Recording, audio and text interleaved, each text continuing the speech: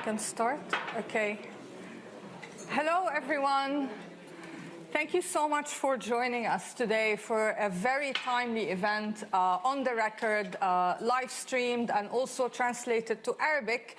So I'm just going to say that very briefly in Arabic. في عنا ترجمة بالعربي للي بيحتاج. The event today is obviously about the attacks in the Red Sea. Attacks have been going on in the wider context of the Gaza conflict, of course. And I'm delighted to be joined by three experts who will talk about the local, regional, and global impacts of the attacks. My name is Lina Khatib. I'm director of the SOAS Middle East Institute and also associate fellow with the Middle East and North Africa program here at Chatham House. The event today is obviously on the record, so please feel free to tweet, quote, take photos, do whatever you want. I am delighted to introduce my panelists. Here to my left, I'd like to introduce Majid Al-Mathaji, who is co-founder and chairperson of the Sana'a Center, which is a prominent think tank in Yemen. I'm also delighted to welcome Iona Craig, who is a very well-known journalist specializing in Yemen and the Arabian Peninsula. And last but not least, we have Dr. Thomas Juneau, who has joined us from Canada. He's an associate professor at the University of Ottawa and obviously also works on Yemen and the region. So without further ado, let's start with the domestic context first and turn to Majid for your take on, the peace process, the domestic dynamics, just give us a flavor of the situation inside Yemen. First of all, good morning to you, and thank you for hosting me. I will start directly by discussing the direct impact. We, particularly before the 7th of October, we were on the verge of the first closure, maybe, of the Yemeni conflict that continued for 8 years. The deal was ready on the table. The Saudis and the Houthis had understandings sponsored by Tehran. And, these arrangements were not welcomed by the different political parties in Yemen. And therefore, these events have eroded that political opportunity. And the Houthis,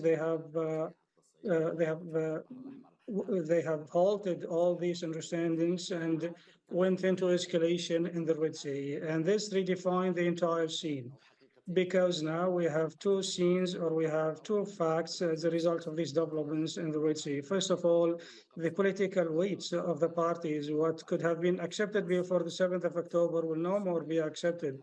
The political price for any agreement with the Saudis has changed. For the Houthis, now they are a regional and international actor, not only a Yemeni actor at the level of Yemen, and therefore they are betting that the events will not lead to direct confrontation with the international community, and that there is a willingness to contain them, not to undermine them, and therefore they will raise the bar and they will raise the price that they demand in order to resume the political process. Under this formula, we will see, if I can describe, we will see a settlement that will be beneficial to the Houthis. But according to the current course of events, I think we will have some escalation, but this violent escalation in the Red Sea will not end actually with any truce in Gaza, because the Houthis and they have their allies, they have discovered the importance of their presence in Bab el-Mandab Strait. And number two, the nature of the deal has changed because of the complexities that we have in the Red Sea. Now there are sanctions from the US side, and they are preventing the payment of the salaries, and this is a key demand for the Houthis. The payment of the salaries is the big prize for the Houthis. So the sanctions will hinder that, will hinder the payment of the salaries. And the requirements of the Houthis actually have changed because they have shifted from being a local problem, a minority problem, into a strategic threat for the international interests in the Red Sea. And therefore, the approach and what could be given to the Houthis have changed. And therefore, we are seeing a completely different formula in understanding the ramifications of these acts of the Houthis. In my estimation, The events in the Red Sea, they have redrafted or redesigned the role of the Houthis in the region at large, and therefore their political demands have completely changed. It's not like before October 7, the ceiling or the bar is raised, and the price the Saudis were prepared to pay before the 7th of October is no more accepted by the Houthis. And this deal is not a peaceful deal. It was not a peaceful deal. It was a deal in order to lay the grounds for or the preparation for peace. And so it was the appropriate political price for the Houthis at that time, but it was no more appropriate for them. And therefore, we will see a setback. And the potential of or the prospects of conflict in Yemen are increasing. And the international community is struggling to contain the Houthis now. The tactical approach is probably fulfilling some interim demands for the UK and the US, but it will not undermine the strength of the Houthis. And therefore, if I can describe it, we will see more investments in the local foes of the Houthis in order to stop the Houthis, but this will be governed by a number of factors, including, for example, the level of escalation by the Houthis in the Red Sea, and is it related to the truce in Gaza? And if the Houthis in the future, if they directly hit some ships and result in casualties, this may complicate things, and this will increase the escalation inside Yemen. I want to turn to you next. You've been collecting a lot of data on the attacks. So what can we learn? Yeah, so although I'm not here speaking on their behalf, I work with the Yemen Data Project, and we've just launched the Yemen Conflict Observatory. And although the aim is to collect political violence data countrywide, we've obviously had a lot of interest in what's been happening in the Red Sea in the last few months, and particularly since the US-UK strikes started on the 12th of January. And yeah, the impact of those strikes really is something that we've looked at obviously in the data, and there's been a lot of debate anecdotally in various media outlets about whether they've had an impact or whether they haven't, and if so, what sort of impact. But the data certainly has shown that Houthi attacks in the Red Sea and actually in the Gulf of Aden have increased as a result of the airstrikes. So in the 3 weeks from January 9th to the end of the month, attacks went up to 21 compared to 15 in the 3 weeks prior to that. So there was a sort of 40% increase in attacks by Houthis on shipping vessels following the launch of the airstrikes, so Operation Poseidon Archer, I think it's called. And I mean, the aims of the stated aims by the US and the UK and the kind of group of countries that are supporting them has been to degrade the Houthis' capabilities. And I think on the 24th, so last weekend, the last statement came out, it was, the stated aim was de-escalation and restoring stability in the Red Sea. And certainly from the data shows that not only has that not happened, but the absolute opposite has happened, because not only have attacks increased, I mean, in February, we're still running the data on that. The 3 weeks in February up till Tuesday of this week, there was somewhere around 44 attacks in 3 weeks. So that's like 100% increase, more than 100% increase from already the increase in January since the strike started. But not only has it been on the number of attacks that have happened, but also in the terms of trying to, the aim of re-establishing stability in the Red Sea, so that shipping will hopefully be encouraged to go back into the Red Sea. Again, the reverse has happened. So data shows that actually the speed of which vessels are deciding, or companies are deciding to reroute and avoid the Red Sea has increased since the airstrike started on the 12th of January. And also the types of targets that have been hit. So before the US-UK strike started, you were mainly looking at cargo and bulk carriers. Since the 12th of January, we've seen oil tankers being hit. So yes, there's been a change in targets. There's also been a change geographically. And that has been a shift from not just being in the Red Sea, but being in the Gulf of Aden. So he actually saw more strikes happening in the Gulf of Aden than in the Red Sea in the second half of January after the airstrike started. And also the kind of on the side of escalation, you've seen new tactics by the Houthis. You've seen the use of drone boats, which we hadn't seen before. So yes, unmanned boats filled with explosives being used to try and target vessels.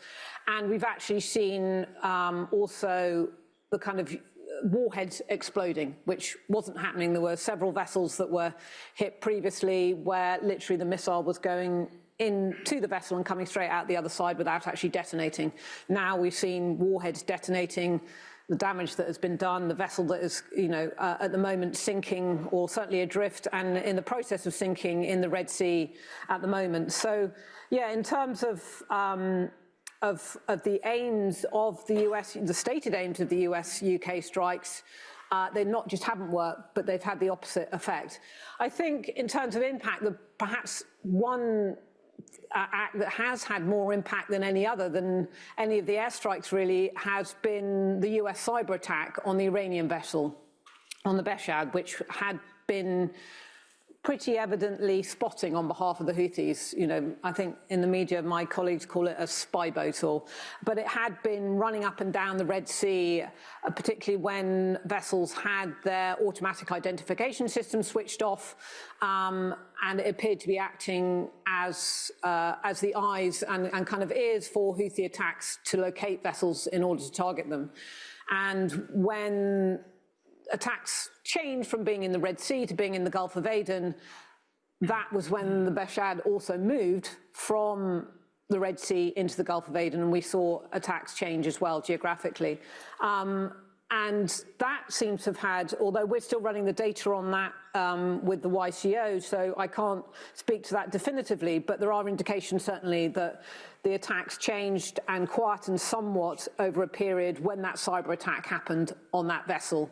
And so arguably that's had more impact than several rounds of strikes. I think the later report suggests the US has hit 230, or US and the UK have hit 230 targets now in Yemen.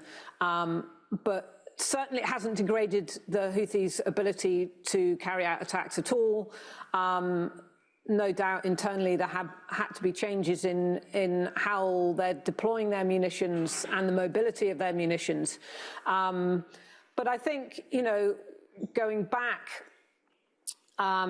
since November now, since these attacks started, I think what we've certainly seen is the Houthis escalating, but willingness to escalate.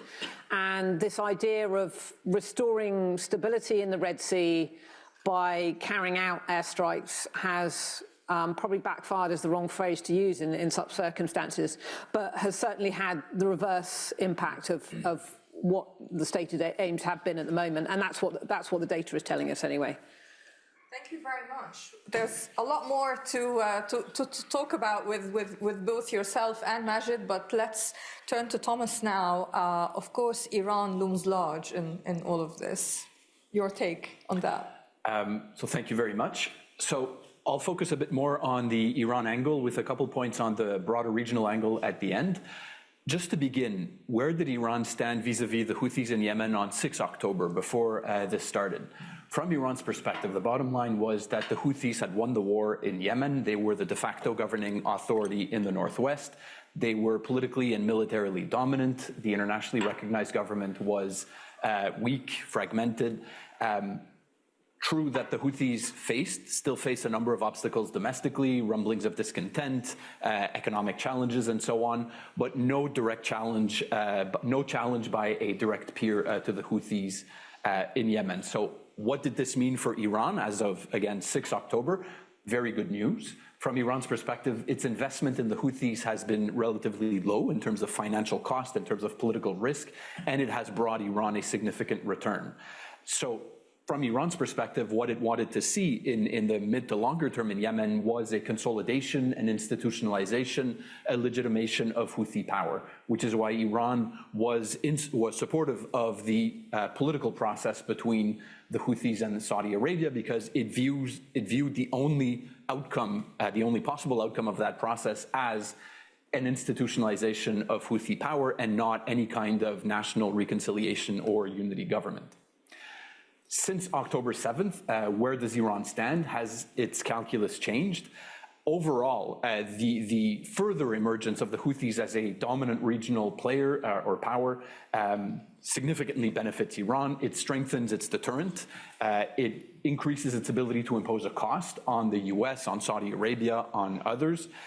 It also signals clearly to the international community that in addition to the Strait of Hormuz, Iran and its partners can also disrupt maritime shipping in another major choke point, as was discussed, the Bab al-Mandab.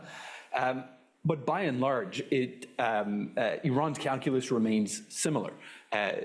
The political process between Saudi Arabia and the Houthis may have been thrown sideways, at least for now, but there is no doubt that Saudi Arabia still wants to extricate itself from Yemen, and this remains Iran's goal. From Iran's perspective, if anything, the Houthis' hand, as Majid discussed, has improved. Its ability to extract concessions from Saudi Arabia has probably increased in that political process, and again, from Iran's perspective, this is good news. That being said, and this is my next point, despite the good news from Iran's perspective, there are risks that Iran has to be mindful of. The dominant principle that drives Iran's foreign policy is that it wants to avoid escalation. It wants to avoid direct confrontation with the US. It wants to, given the vast power asymmetry. So what it consistently wants to do is to push insecurity, to push fighting away from its borders towards Gaza, towards Yemen, towards the Red Sea, and so on. So as much as Iran definitely sees gains from Houthi actions, it also sees risks. And it seems to me, and this is somewhat speculative, but it does seem to me that even though, broadly speaking, Iran and the Houthis are very closely aligned, there is an emerging daylight between the level of risk tolerance of the Houthis and that of Iran. Iran is already concerned that one of its closest partners, Hamas, is suffering major losses.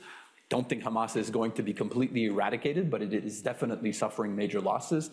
And Iran does see a risk that Houthi hubris in terms of provoking the US could lead to an escalation that Iran wants to avoid and could lead to damages also to the Houthis. Because the ideal, the sweet spot for Iran is this gray zone in which the Houthis, like other armed groups, Hamas, Hezbollah, and others, they provoke Saudi Arabia, Israel, the US.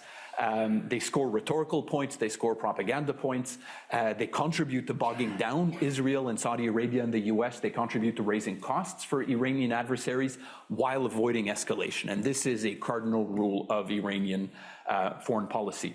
I don't think we're in a scenario necessarily right now where there is a significant escalation between the US and the Houthis, but still, I think that Iran in more recent weeks has been somewhat concerned with these developments and sees prospects for risk worsening in some cases, which would be consistent with a number of media reports that we've seen in more recent weeks that Iran is asking some of the armed groups that it supports, including in Iraq, to try to tone down the provocations at least just a bit. So to conclude, next steps for Iran, coming back to this point again, that what Iran tries to achieve with its foreign policy is to constrain US margin of maneuver and to force the US into bad choices, into costly choices, by raising actual costs or potential costs of American policy towards Iran, and in this case towards Yemen. And that's where the US is now. So in that sense, it is a success for Iran. Not entirely because of Iran, but the US has been forced in making bad choices and being confronted with a menu of bad options in Yemen and the Red Sea. And this is, again, really what Iran has consistently been trying to push the US into. Iran is not solely responsible for this outcome. It is also the result of a series of foreign policy mistakes and failures by the US, by Saudi Arabia in Yemen and elsewhere, but Iran has played a role in steering this outcome. But this is always a very difficult balance for Iran to strike, because it is one that is unstable and that consistently raises the risk of Iran or the groups that it supports but does not fully control, pushing this balance into a tipping point that becomes more costly for Iran. So now Iran wants to see Israel remaining bogged down in Gaza in a very costly war, the US bogged down in a war that, as you said very well, can be costly and very difficult to succeed in Yemen. So, and I'll finish on this. The result is a very awkward equilibrium that we're in now. The US is striking another country in the region, but it wants to avoid further escalation. Saudi Arabia and the UAE are also constrained by their domestic politics, where pro-Palestinian feeling is very strong, especially Saudi Arabia, constrained by the pragmatic turn in their foreign policy that we've seen in more recent years, but also heavily constrained because they are very conscious of the prospects of Houthi retaliation, which they absolutely want to avoid. And we've seen in the past how the Houthis can impose a cost by targeting critical infrastructure or skyscrapers or airports in Saudi Arabia and the UAE. Iran also is cautious and wants to avoid escalation. It wants to keep the situation within certain bounds. It is careful to calibrate its salami tactics of provocation, while the Houthis, and I'll finish on this, are in a different place. While the first three categories of actors, US, Israel, and then Saudi and the UAE, are cautious, the Houthis are not. They are feeling hubristic. They are feeling that they have the wind in their sails after having resisted Saudi attacks for 9 years now. So they are not cautious like the other actors are, which does make this equation very awkward and unbalanced in many ways. Thank you so much.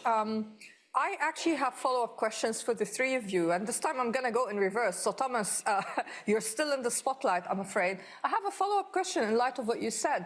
So if the GCC countries are seeing in this situation a challenge, what options do they have? Like, what can they do?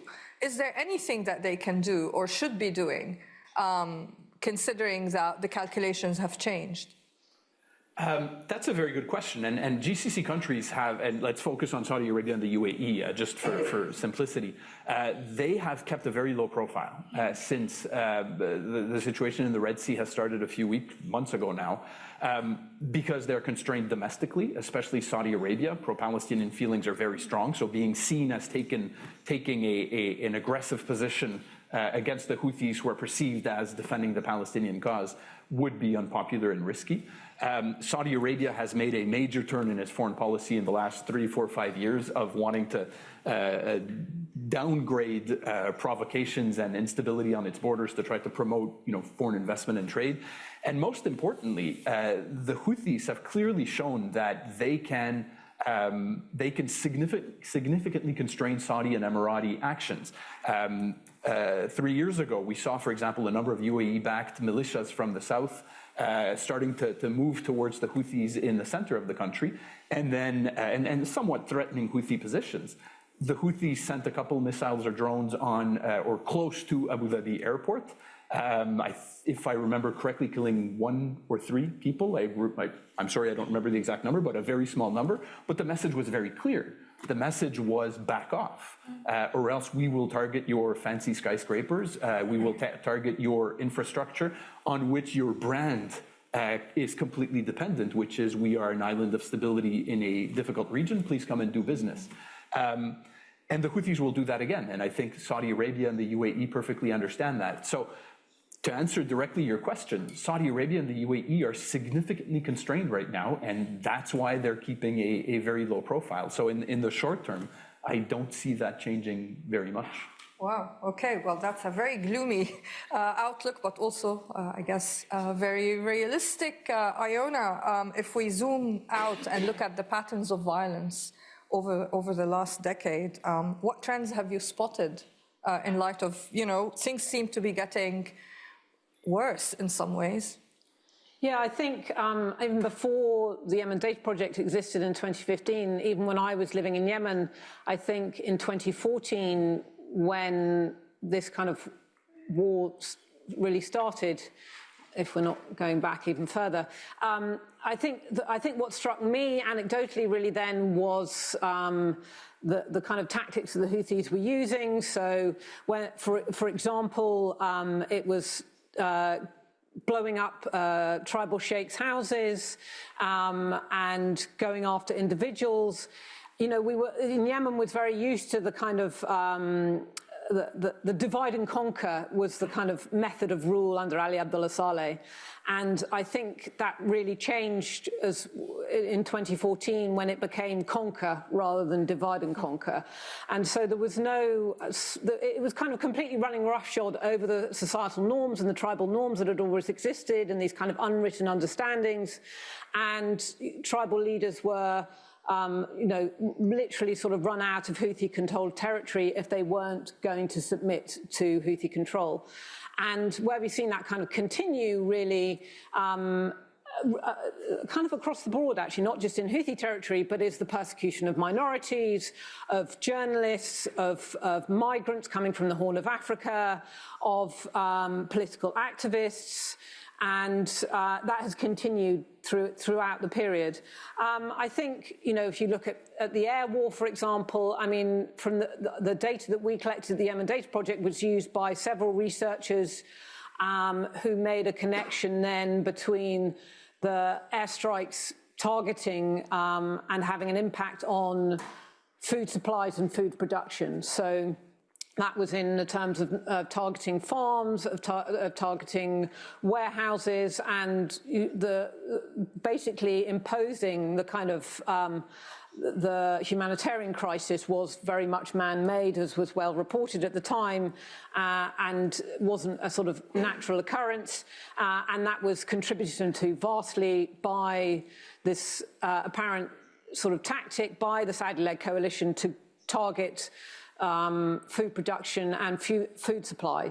Now, that wasn't just the Saudi coalition that was responsible for that as well. We saw Houthi tactics similarly, siege tactics as old as war itself, but not just used in places like Taiz or in Aden, but, in villages at a lower level. So on the west coast of Taiz, for example, when the Houthis were trying to take territory, they would besiege villages, and then the next village and the next village, and that was restricting food supplies, water supplies, again, sort of on a grander scale in Taiz. So it's the weaponization really of food and food production has definitely been a pattern in the war. There was some more research done on that by a smaller organisation in the Tahama, looking at targeting irrigation, which of course, and dams and water wells, which also had an impact on the ability of Yemeni farmers to produce food.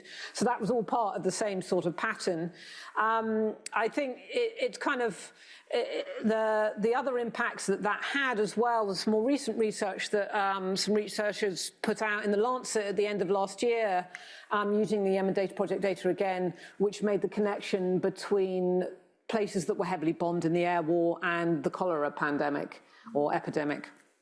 And that there was a connection, even if not deliberate, there was no indication of that, but places that had been heavily targeted by airstrikes were then twice as likely to have incidents of cholera appearing in the local community.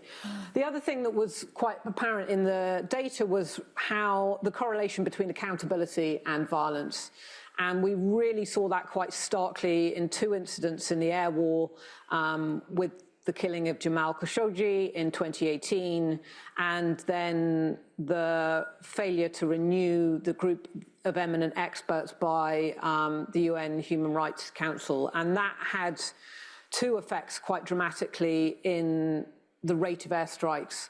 When the world's attention was focused on Saudi Arabia and what it was doing in Yemen in particular as a result of the killing of Jamal Khashoggi, the airstrike numbers dropped off quite significantly. And the reverse happened when the GE was not renewed, and that oversight and accountability was removed from the picture in Yemen in October of 2021. we saw then a surge in airstrikes that hadn't been seen since before the killing of Jamal Khashoggi. So you saw a kind of I suppose, a massive spike in violence as a result of that lack of accountability. And so I suppose that just, points us in the direction of how important accountability is. But in that period after the GE wasn't renewed in October, was some of the most violent periods in the air war that there have been for over 3 years. The data was pretty clear on that. I think today, when you look at the kind of what's happening in the Red Sea, I suppose the Houthis not just attacking in the Red Sea and sort of using vessels like the sort of Galaxy Leader or the Ruby Mar that's currently adrift. They've, Mohammed al-Houthi apparently said it can't be rescued until aid goes into Gaza, and kind of using almost ransom tactics like this. But more generally, the Houthis on the ground as well have appear to be testing the front lines. So we've seen violence internally in Yemen. I think that's really important to state, actually, despite everything that's going on in the Red Sea. There has also been an impact on the ground, and particularly in Shabwa, also on the west coast to a lesser extent, where the Houthis seem to be testing these front lines. And obviously the concern there that the Houthis will try and use this opportunity to take more territory, particularly given the fact that it has been able to recruit tens of thousands of fighters as a result of being the kind of seen as the heroes of the hour, standing up for the Palestinian cause. This has really rallied people and helped recruitment internally in Yemen. I think the concern here is in terms of patterns of violence then is if there is, or when there is, a ground invasion in Rafah, in Gaza, will that result in an escalation in the Red Sea or an escalation internally in Yemen? And certainly indications are that that may well be the case. And I think going forward, obviously, that's something that may happen imminently in the coming days or weeks. Thank you. Majid, I want to turn to you again. And what we've heard, it seems that the Houthis have a really convenient set of circumstances that they are taking advantage of. So what's their end game, and what would it take to get them to at least stop the attacks in the Red Sea?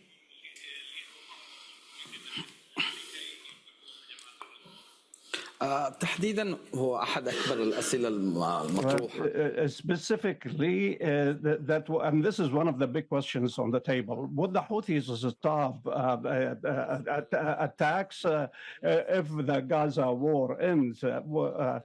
Would we see an end to this headache? In my opinion, we will find a response specifically if the escalation stops in Gaza.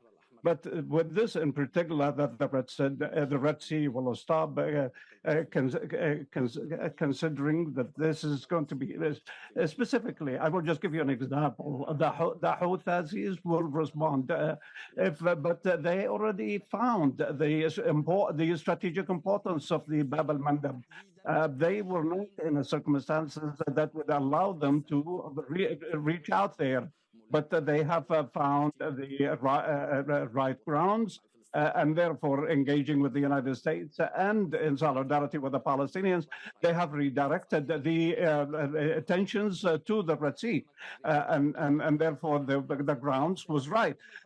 So the Houthis will try to invest anything on anything, specifically any advantages, either in the negotiation track or in internal balances with their local opponents. That actually depends on what are they be giving. For example, if somebody burns the Quran in Stockholm, they will find it an opportunity to attack Swedish ships. There will always be opportunities. If there is a solidarity with Cuba, for example, the Houthis found in the current situation, one of the political returns, they have found solidarity. They have found the people who are supporting them. And these are political resources. It may be military resources, may be resources of influence in the camp, which is opposing the United States. this will be an opportunity, and the opportunity in the Bab al-Mandab is a golden one.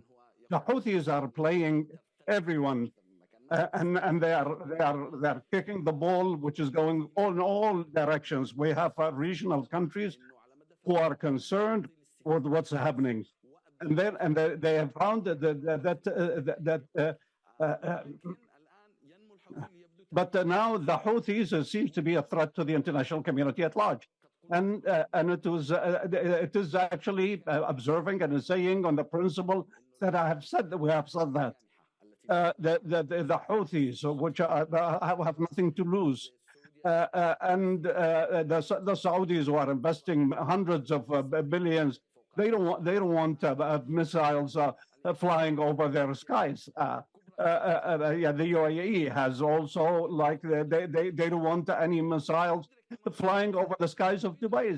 And they are aware of that. The Houthis are aware of that. And this is actually to their advantage. They want to reformulate the situation, and they may play the role of the policemen in the region. The Houthis are actually calculating their political gains in the Red Sea. They think that their relationship with Iran is an opportunity for increased growth and for the growth of the revenues, and is also testing the ground for the military technology produced by Iran, and it is actually testing them against the Western camp. So this is an operation theater, a political, a military one, a long-term one that the Houthis are investing on. And of course, this is actually comes during an election year in the United States as well as in the UK. So they think that the United States is does not have the willingness to act, and therefore this will targeting them will actually create only a bad image for those attackers, and therefore and those who the Houthis are the people who have the initiative and backed by Iran. And so we're going to find that there is a reformulation of the situation in the Red Sea.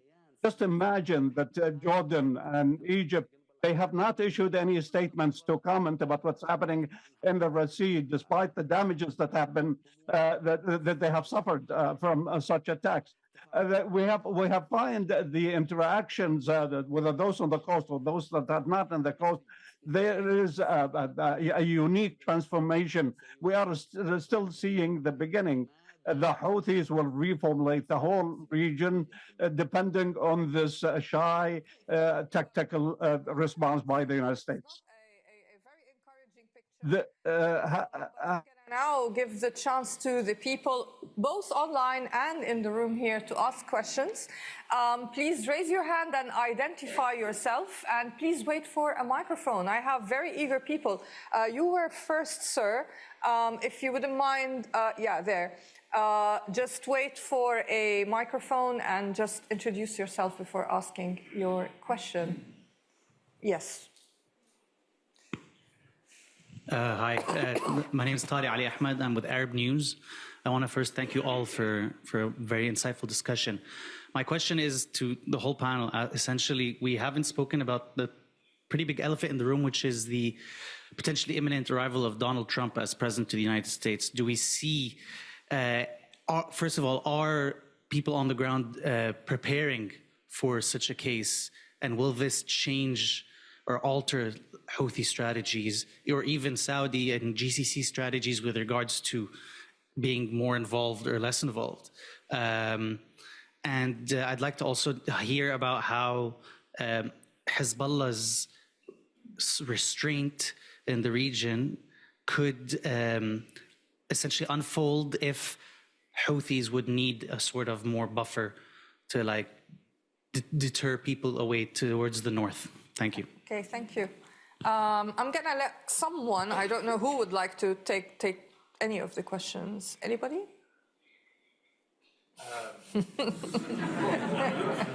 As a Canadian, and we would be at the front lines of a Trump presidency, so I feel called by that one.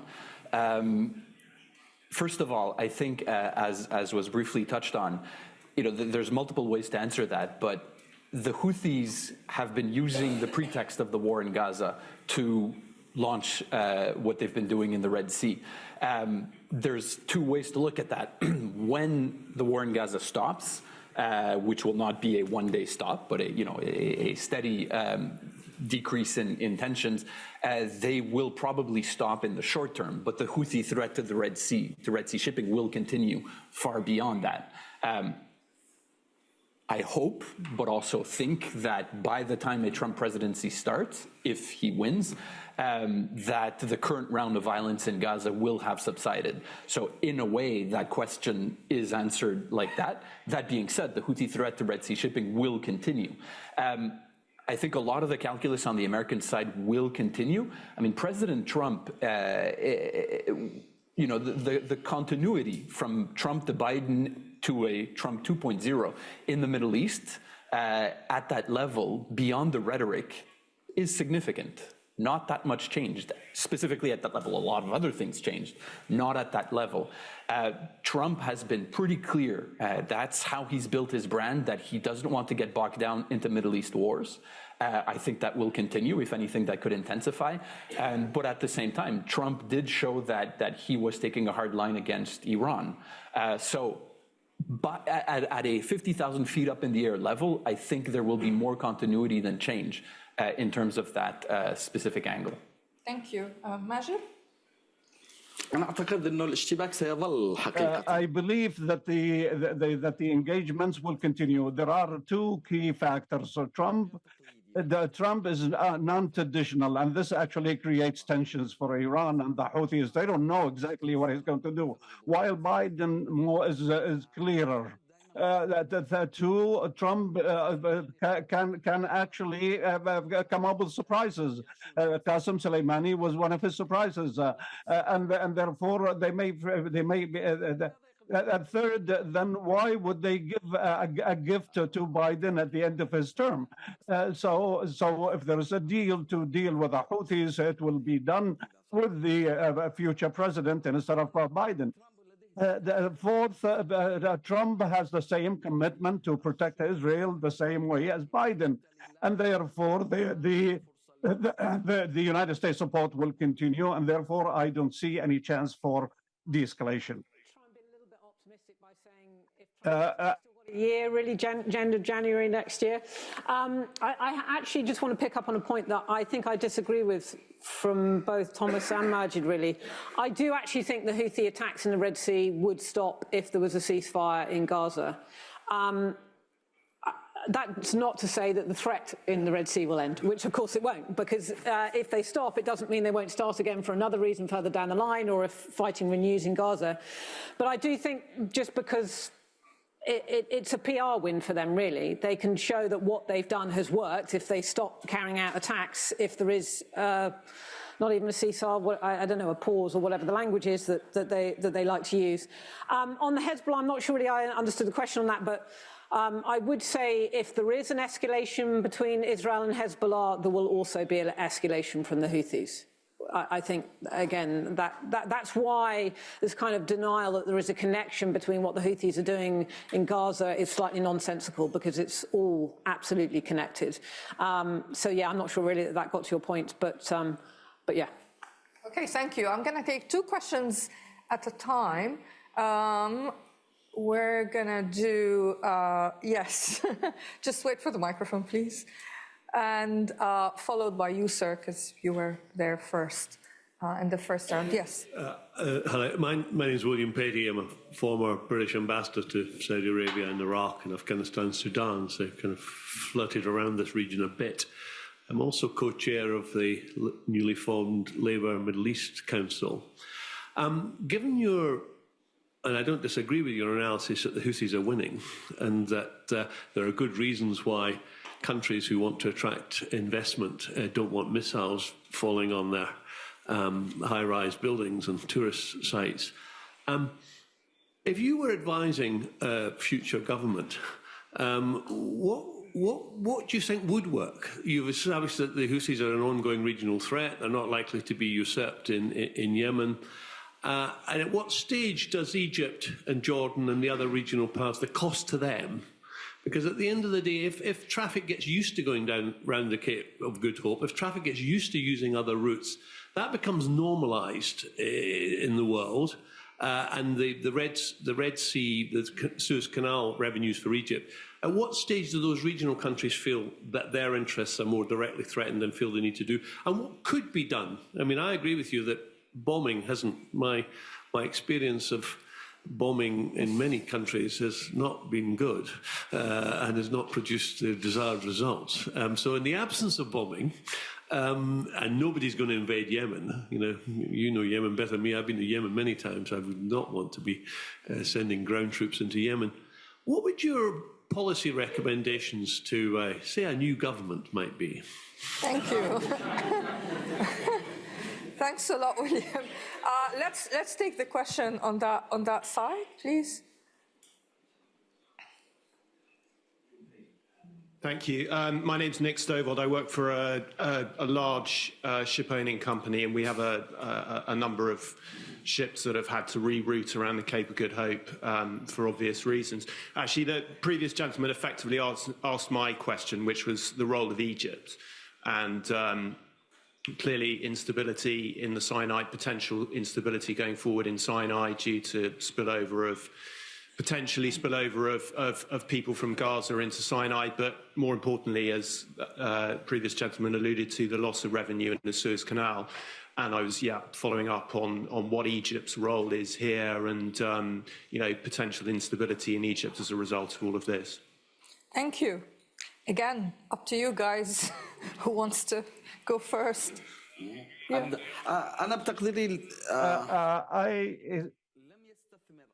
I believe that no one have invested in dealing with the Houthis politically and militarily during all these years. Specifically, the only party who have invested is Saudi, UAE, the United States, and the UK. But in the region, no one else. The problem was left aside as a mistake of Riyadh and the mistake of Washington, and therefore it is costly. It has proven that it is costly. It is costly to Egypt. Egypt is the other bank. And therefore, but Egypt has not developed a political reaction or a military reaction during the past years, and it cannot do this now. And this is no longer a problem for the two banks of the Red Sea. It's a problem for Washington and London, as well as European interest. Amman,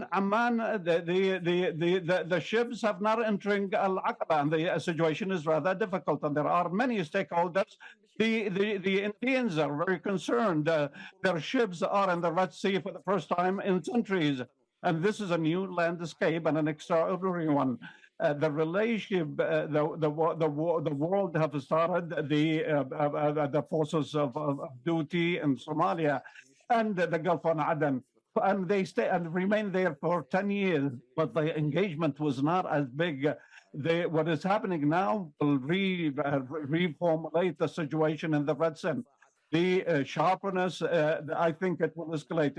Gaza, the battle will end, but it will not end the tensions in the Red Sea.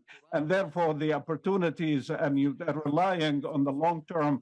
In the long term, I think this is just trying to guess. I think the Houthis are leading. I don't think any other party is capable to downgrade them. They are actually attacking the ships. They have an agreement, and do an agreement with who? But no one has the courage to invade them and the coast, and this is a dilemma. I'll take the first question. I think there's two answers to that question, the ideal one and the realistic one.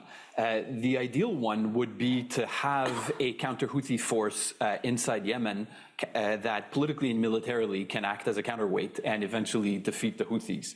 The problem is that that's been tried for years, and not only has it failed, it's gotten worse. The Houthis, like I said at the beginning of my remarks, they have de facto won, at least for a significant chunk of the country. And the internationally recognized government has, to my view, lost credibility as a potential partner against the Houthis. It's the only one we have right now, but it's lost credibility. It's weak, it's fragmented, it's corrupt, it's viewed as illegitimate by many. And the idea that we could change that, to me, is maybe fantasy, or if you want to be more polite, at best a very long-term endeavor. Because it's not going to happen overnight. And the point that I mentioned in answer to the previous question comes back again. These factions are backed by either Saudi Arabia, or factions within the internationally recognized government are mostly backed either by Saudi Arabia or the UAE. If Saudi Arabia or the UAE, possibly with US assistance, were to significantly ramp up for support, military and political and financial, for these groups, the Houthis would threaten drone or missile strikes against Saudi Arabia and the UAE, significantly constraining their actions and prospects for success at that level. Therefore, I am not optimistic that that's a viable option. The more realistic option is learning to live with the Houthis. Not a fun option, but at this point, I think the only one that is on the table. That means containment. That means a long-term commitment through a maritime mission in the Red Sea and the Gulf of Aden to protect shipping. But for the gentleman who asked the second question, that is not good news, because that at best can help manage the problem but not eliminate it. And then a diplomatic track along that side, the containment dimension. But that's difficult because the Houthis have not shown that they are interested in negotiating. They believe correctly to some extent that they've won, and therefore that they are the ones asking for concessions and not vice versa. I'll finish by a point that gets thrown around, which is, could we in the longer term get the Houthis to switch sides? I personally don't think so. I do not see that happening, that the Saudis could basically break the bond between the Houthis and Iran and buy them off, for lack of a better term. I don't see that happening, but there are some smart people out there who think it is a prospect farther down the road. So I don't see it, but maybe I'm wrong. Thank you. Iona, I don't know if you want to add anything. No, I mean, I'm not in the business of advising governments anyway, so I think I'll step out of that one. Fair enough. Okay, I'm going to take 3 questions this time. Wow, so many people. Let's start with you, sir, and I'm just going to do a question from each section. Let's start with yourself, and then move to the middle, and then you.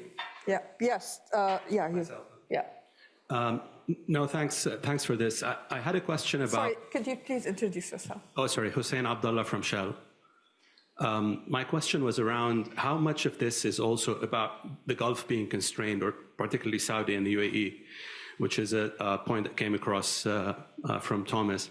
How much is this also about... So I agree with all these factors that you mentioned, but how much of it is also about the fact that they've been thrown under the bus by the US in 2019, when the escalation took place and Iran started attacking Aramco and Fujairah and all these Gulf interests without any meaningful response by the US, except actually what happened later on in January, which was a response to an escalation against the US directly in Iraq.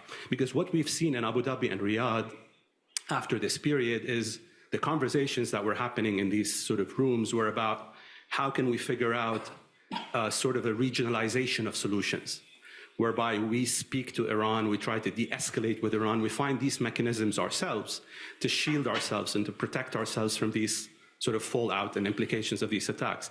So I think, if anything, with this Gaza conflict, a lot of these conversations that are taking place are saying that this has actually paid off, that the rapprochement with Iran has paid off, because Saudi and the UAE have been largely unscathed by that Gaza escalation. 4 or 5 months of conflict, pitting the Israel-US allies on one side, Iran and proxies on the other side, and most of the GCC has been unimpacted. And okay. if you would ask that same question before the rapprochement, you'd get a different answer. So sorry for the long sort of articulation, but how much of this is also about that? Okay, thank you. Let's move this side. Yes, please. Thank you very much. Ibrahim Aziz from Salahuddin University. My question is about the Iranian rule in the Middle East. As Thomas says, the Iranians say to the militant back group to stop the attacking the U.S. troops in Iraq, but Iran doesn't say to stop the Houthis attacking the Red Sea. What is the best scenario for that? Why the Iranian, as a big country, rules in the Middle East, doesn't say to the Houthis stop and say to the Iraqis militant groups to stop? And my question is for Majid. Do you think the new Middle East accepting the Houthis or not? Okay, thank you. Let's take, yes, there. Hello, Emily Sinclair from SRM.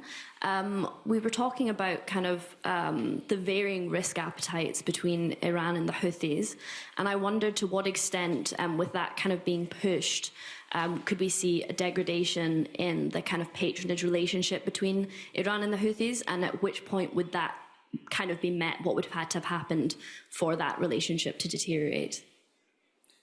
Okay, thank you. We're gonna make do with those three questions, big ones. And again, Majid, maybe you first. You're always brave.